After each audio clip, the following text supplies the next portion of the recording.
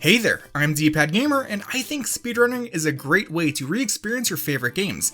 That said, a lot of the techniques and glitches I feature in my videos can be a bit complicated. So, as a bit of a change of pace, let me show you 5 easy speedrun skips in Zelda games. While there was a lot of stuff I could have picked for this short list, I decided to go with stuff that would be both useful and hopefully easy to do the next time you play one of these games. So, the first skip on my list takes place in Majora's Mask, which is one of my favorite Zelda games. That said, the first 3-day cycle can be a bit of a bore, so let's look at Moon Tier skip. If you don't know, normally you're expected to retrieve the fairy from the launcher pool and bring it to the Great Fairy for some good old magic powers. You then use those magic powers to shoot down the bomber's balloon, participate in a game of hide and seek, take a spooky tunnel to the observatory when a skull kid being rude and the moon crying, and then eventually turn that Moon Tier into the Clocktown business scrub so that you can use this flower to reach the platform at the end of the cycle. Moon Tier skip, well, skips all that stuff after getting your magic powers. Your first option is to perform a gainer, which is a forward backflip. This trick is used to grab onto a ledge like this one that Link would otherwise not be able to reach. You can do this by holding Z to target while against the wall, backflip and release Z at the same time, and then 1 frame later press Z again. While you're welcome to try this at home, it can be a bit hard to nail the timing, so I would instead suggest a twisty backflip.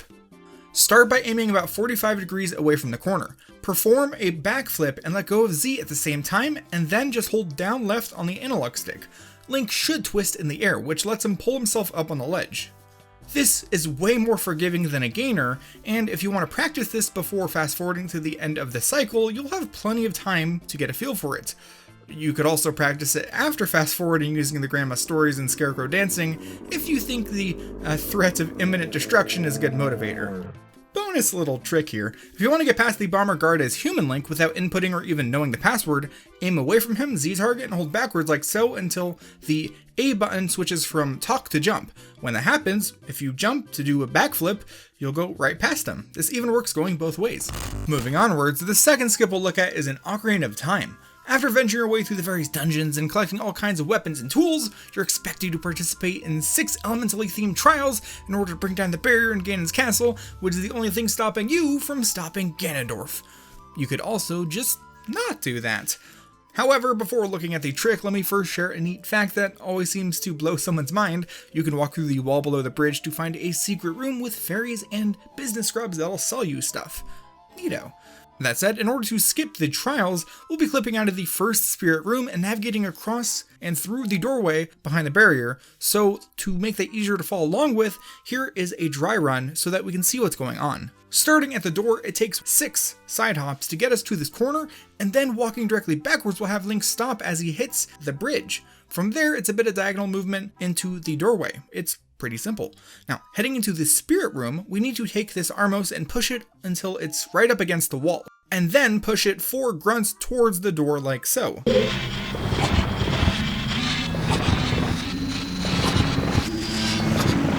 Stand like this so that you're aiming towards the gap between the Armos and the door, Z target, and perform a jump slash while holding forward. Link should land in between them and get pushed right through the wall. If you do this and Link ends up on top of the Armos, you likely pushed him 1 grunt too far. And if you don't really go anywhere, then I don't think you pushed it enough. The trick allows Link to escape the loaded room and re-enter the central chamber with its textures and the barrier's hitbox unloaded. Just like I showed you before Lights Out, starting at the door, it's 6 side hops to the left, walk directly backwards until Link hits the bridge, and move diagonally to the back right until Link gets through the doorway. If, for whatever reason, you get lost and can't navigate back to the loaded room, a simple save and reset will bring you to the start of the castle so that you can try again very easily. The third skip we'll be looking at is technically more of a sequence break, but it should be interesting all the same. It could be performed in a Link Between Worlds right near the start of the game. As you may know, after obtaining the flippers from the Zora Queen, Ravio sets up shop in your house, allowing you to rent and eventually buy items. Instead of waiting that long, after retrieving the wrapped sword from the smith, we can head over to this area just north of Kakariko Village. Upon entering, the nearby crow will start to home in on Link, which is actually helpful because with that, we can sort of control his movement. We want to carefully move up to the sign, wait till he gets about here, and then move over to this ledge, so that he hopefully ends up about southwest of us. Then, jumping off right before colliding with the crow should bounce Link backwards, damage boosting him up over the rocks that block the path to Death Mountain. It can be easy to mess up the movement, but like with the previous skips, it's fairly easy to try multiple times. Just run south and come back to reset the crow's position. Once you've successfully made it past the rocks, a quick jaunt through the tunnel will let Link reach and witness the Death Mountain Eruption cutscene, which is the other trigger for unlocking Ravio's shop. Saving, quitting, and reloading will drop us back at home, and we can now rent items early before even unlocking the sword. This has some weird effects on the rest of the game, like how after the Sanctuary, there'll be 2 raviolis from now on. One will follow you around, and the other will stand in place, blocking the bow. It's because of this that you should probably rent the bow before beating the Sanctuary, but if you lose it, or you don't, you can still get the bow by moving Ravio to push you far enough into the motionless Ravio in order to view and rent the bow. It's annoying but doable. Item rental early also causes some of the NPCs and cuckoos in Kakariko Village to be duped, which is odd. Now, this doesn't let you skip that much, but you can purchase the Tornado Rod before heading into the Eastern Palace and skip a good portion of the dungeon and boss key. This can be a bit difficult to pull off, but you'll want to lure the Armos to this corner, take damage from it, and lift into the air while overlapping with the Armos right before invincibility wears off. Once Link's hitbox is back to normal, the Armos' hitbox should push him over onto the wall. If you want to try this repeatedly, you can return to the rolling ballroom to the north, break open some pots to get some more hearts, and return to find the Armos back in place. If for whatever reason both Armoses in this room die, they'll respawn if you exit and re-enter the dungeon. The fourth skip is in Twilight Princess, though it's more like 2 separate pieces. The first stretch should be doable on any console, though I'll be performing it on the GameCube, so things will be flipped if you're on the Wii. The second half will be GameCube exclusive, so just keep that in mind. First off, here's how to get the Gale Boomerang early in the Forest Temple. It starts like normal. Entering the dungeon, free the first monkey, head north to witness the Bridge Destruction cutscene, head east from the main room, and then our first stop is to the north to grab this key. This lets us save the second monkey from the room with the singular pillar, and then he lets us swing over to this room to the west. The northern door takes us out to the large windy area with rotating bridges. We're looking at this backwards, but normally this is the route you take to leave from the mini-boss room, but with some careful maneuvering, we're going to use it to reach that mini-boss early without the required 4 monkeys. So, traversing the bridges can be broken up into 3 different parts, the first of which being the most difficult to get used to. We want to have Link wait at the edge of this platform, and as the bridge swings counterclockwise, move forward so that Link clips into the railing. I performed this on the right side, though doing it from the middle is a bit more forgiving. If you do this too early, you'll either just fall or get pushed to the side and fall. Too late, and you may briefly clip in before moving out, or just walk forward like normal. While the timing can be annoying to get used to, falling into the void will respawn Link right here, and getting a game over is not that bad either, because it's just a small run from the dungeon's entrance to try again. Once Link has successfully entered the railing, you can then take things at your own pace. As long as Link doesn't move too far to the left or right, he can freely walk within the railing. Also, the platform spinning won't throw you out of it, so don't worry about that either. The next step is to carefully move Link forward so that he's roughly in the center part of the bridge, turn 90 degrees to the right, which can be done very easily with the first-person camera. When you're ready, and both bridges stop so that you're facing the open arms of the bridge number 2, Z-target and move forward to do a hop, and then immediately after perform a jump slash to clear the gap. While it might not look it, a normal hop isn't enough. From there, some rolling gets us over to the final 2 bridges. Clearing this gap is much easier, and it doesn't require any careful clipping. You need to simply stand at the edge at an angle, and as the bridge moves to your left and the bridge ahead swings to the right, jump. With a bit of practice, I think you can get this part pretty reliably. That done, the Gale Boomerang is just a quick mini-boss fight away. The next part of this skip uses a trick exclusive to the GameCube version, so only continue following along if your console is a box with a handle. With the boomerang, we can head back to the eastern room, retrieve the boss key, and head north all the way to the room with the boss door. Normally this is where you'd swing over using all 8 monkeys that you save. Instead, this is where we're going to perform an LJA or long jump attack. Stand like so, ready your rang, and toss it out. Immediately press B a few times to get it out as soon as possible, but don't swing it just yet. When the boomerang is returning roughly over the void, simply tap A and Link should fly very far, hopefully onto that first mushroom. Attacking too late or trying to target and jump slash will have Link plummeting into the void, so don't do that. Next, we'll want to scale the mushrooms using jump slashes, which is surprisingly forgiving despite the daunting distance between each step. Finally, perform another LJA, just like you did before, from atop the highest room for an easy leap to the final platform. This lets us saunter over to the boss door, knowing that we successfully skipped like half the dungeon and left 75% of the monkeys behind. Oops.